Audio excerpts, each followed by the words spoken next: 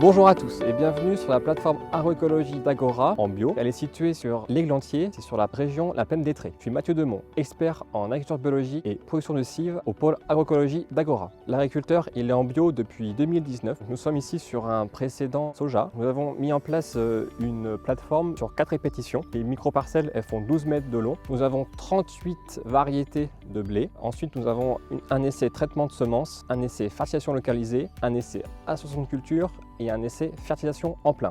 Donc les variétés font partie du réseau national Arvalis, Chambre d'agriculture et l'ITAB.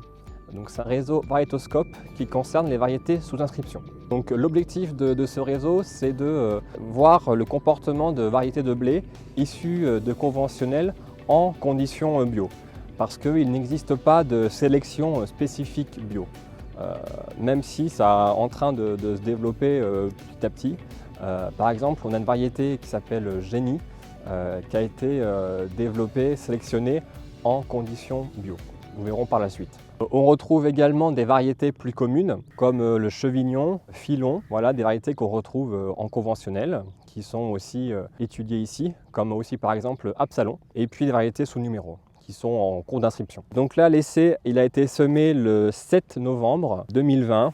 Donc à 400 grains mètre carré. Et les variétés ont été randomisées voilà, pour enlever le biais au niveau du sol. Au niveau fertilisation, il y a eu 3 tonnes de fientes apportées en sortie d'hiver et ensuite 200 kg d'azopril. Donc c'est de la vinasse perlée qui dose 13,03. Concernant le désherbage, donc, il y a eu donc un passage de RC Tri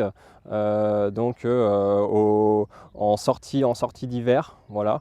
Parce que globalement c'est plutôt assez propre, hein. On est sur un précédent soja. Il y a eu un reliquat d'azote qui a été réalisé en sortie d'hiver vers le 25 février.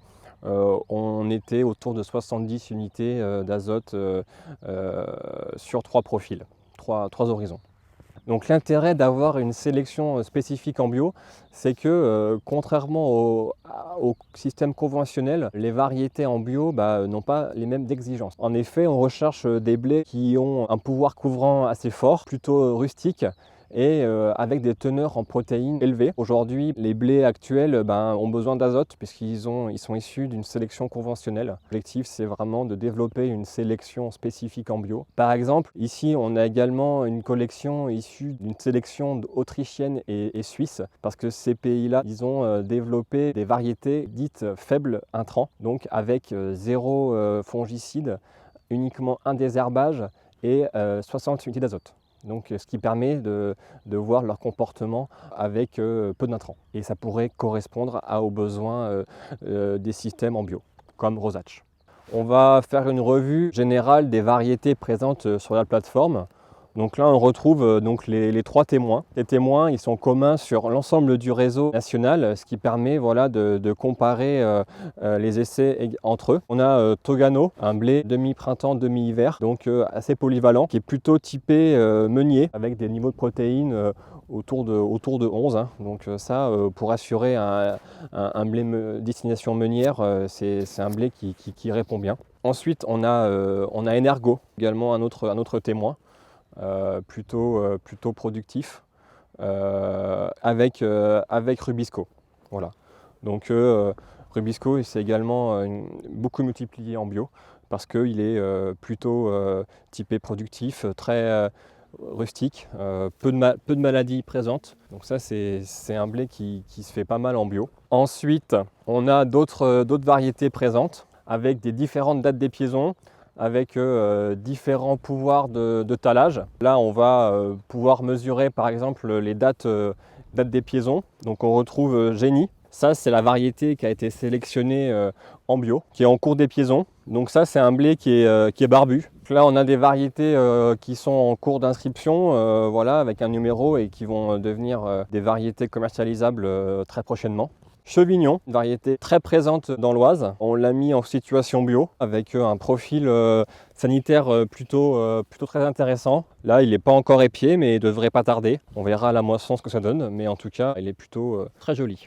Donc là, On arrive sur LG Absalon. Ça, c'est une variété qui a été très développée pour son profil maladie en conventionnel. On l'a mis ici, sachant qu'en bio, en règle générale, l'aspect sanitaire n'est pas un critère très important, comme on a pu l'évoquer. C'est plutôt l'aspect gestion d'un abandon. Là, on est sur un écartement de 16 cm. C'est possible de biner, mais là, l'agriculteur, il a simplement passé un coup d'heure à cette trille.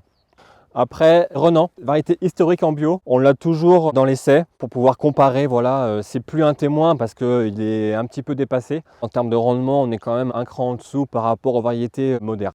Donc là, comme j'évoquais en introduction, Rosatch, donc ça c'est une sélection suisse qui a été sélectionnée à faible intrant. Là, on voit son comportement en situation bio.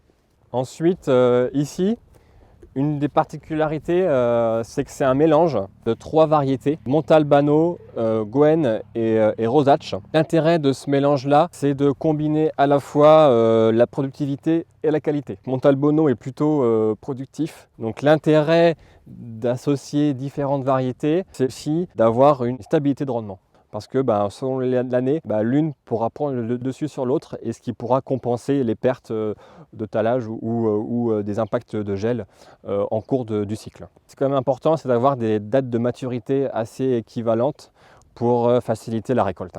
Et pour finir, variété filon, on voit assez précoce, qui est en cours d'épiaison. Donc ça aussi, c'est plutôt un blé fourragé, dans le sens qui ne fera pas de protéines. Il est destiné vraiment plutôt rendement. Par exemple, c'est un blé qui correspond au C2, contrairement au blé meunier Togano, qui correspond plutôt en bio pour une valorisation alimentation humaine.